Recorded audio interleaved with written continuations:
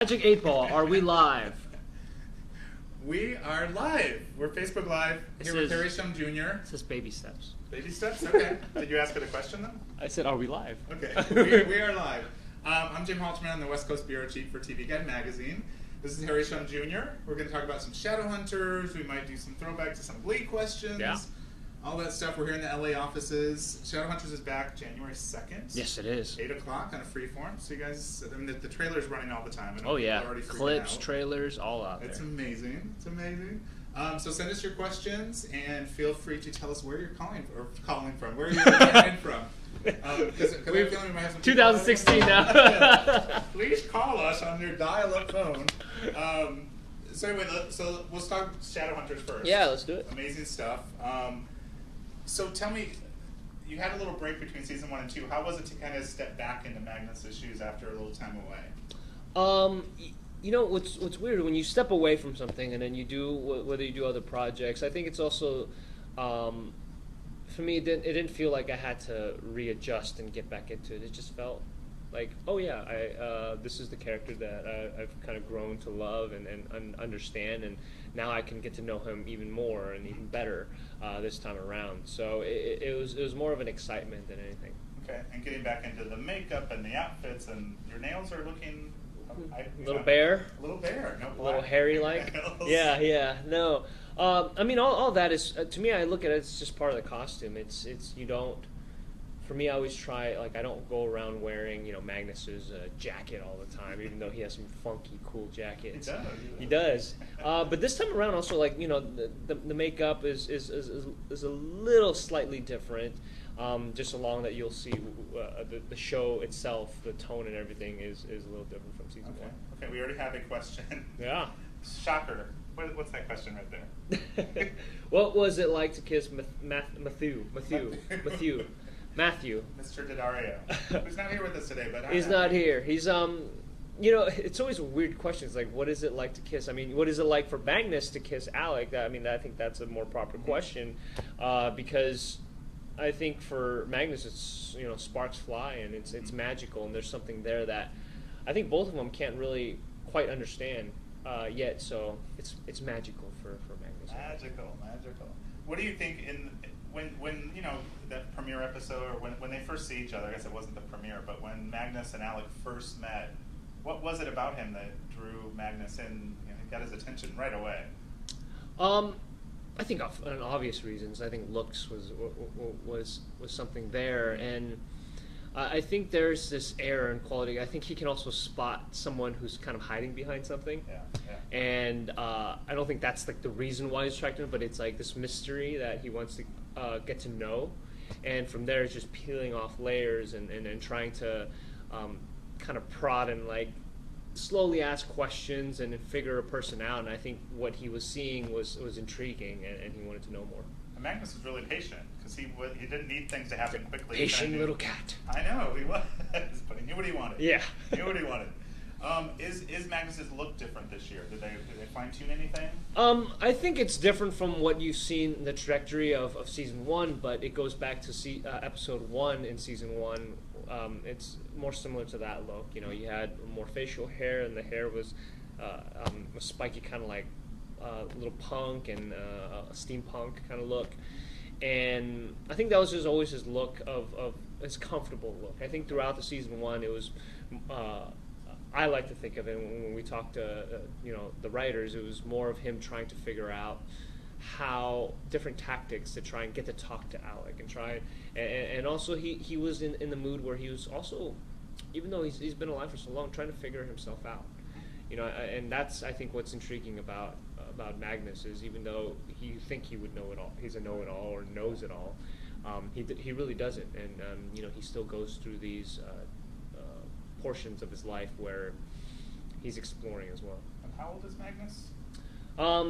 We never really put an exact number on it, and I think when you're born during those times, you don't really keep record. Yeah. But I think it's in the span of about like over 400 years. Okay, so which is not too much. A senior.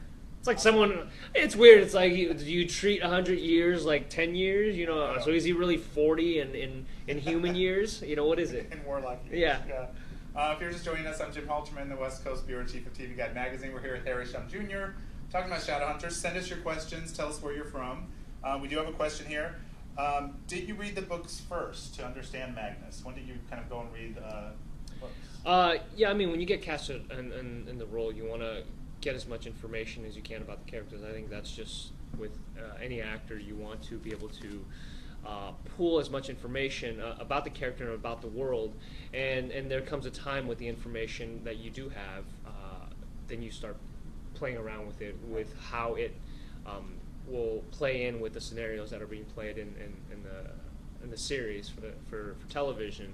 But the books are wonderful. Cassandra Clare is created this in very this world that has so many diverse types of characters, and what I love is someone like Magnus to exist in the world. I think is a good world in my eyes, and particularly when you start expanding it, and you have the Sealies, and you have the werewolves, and then and allow us to be able to have these stakes where it's not just about the world is ending, but about the relationships, which is, I think, what we're really getting into in this second season. Yeah, and one thing we don't see, I don't know about the books as well, but in the show, you never see people kind of thrown off, like, you're a warlock, what? Like, yeah. People kind of accept that everybody's different, whether they're a warlock or werewolf.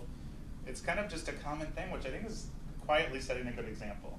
I think it is. I think, obviously if you met a werewolf, you'd be like, what? Right now.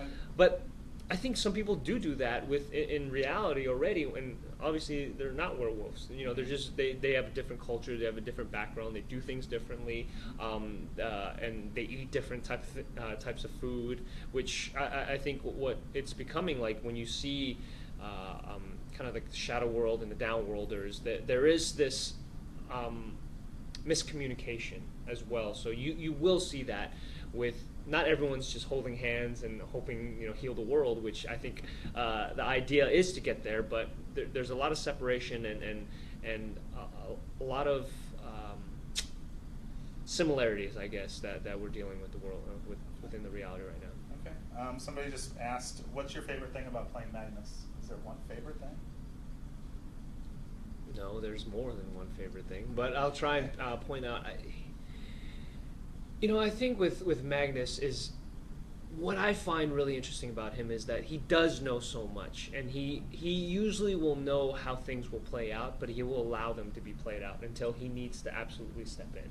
And I think that's what's fun, because there's a lot of times when you're like, well, Magnus can fix this. Why don't Magnus just do this? Why don't you just use his magic? And I think there is a little, I wouldn't say laziness, but there's this like he just uses his magic just because he knows, well, we'll get this done faster. But there's a lot of things he could fix, but he chooses not to, just knowing that sometimes you have to, he's learned, allow people to learn from their mistakes and allow people to kind of figure it out on their own. Now, when you're doing, like, there's a scene in the season 2 premiere where you're on the balcony and you're kind of doing some of your, I don't even know what it's called, where you're doing magic chi. Okay. Mag chi. Like, how much is that choreographed, or do you kind of have a rhythm that you get into, or is it more just knowing that they're going to instill kind of an orb or something that you're playing with?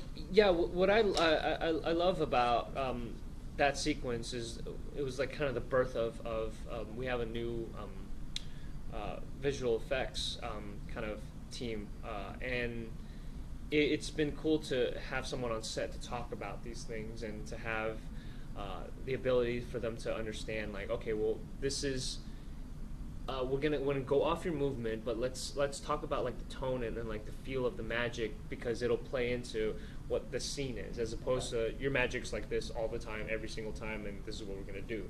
So I love to have that conversation, and for that, it allowed me to help talk to him and figure out what he's gonna do with special effects wise, and both of us kind of meet in the middle. And with that, it is playing around with the idea, that you can choreograph certain things, but sometimes you let's go back and forth like this. Go ahead. But if it's too choreographed, then I feel it doesn't allow anything to allow spontaneity sometimes. Not within the lines, but for how the scene gets played out. So I look at movement in that way as well. But so there's variations, and I think they chose the right one. Okay. To put on screen. you guys are just joining us, I'm here with Shum Jr. talking about Shadowhunters Season 2. Send us your questions, tell us where you're from. We're getting a lot of great questions already, so keep them coming. In the trailer for Season 2, we see that Alec is kind of pushing everybody away because he's upset about Jace being gone. What does that do to Magnus? Is Magnus somebody who will let somebody have their space, or does he know he needs him? What can you kind of tease about where we see them, at least in the Never premiere? put baby in the corner. Yes. Never Words put. to live by. Don't put baby in the corner. That's what. Alec is going through a lot right now.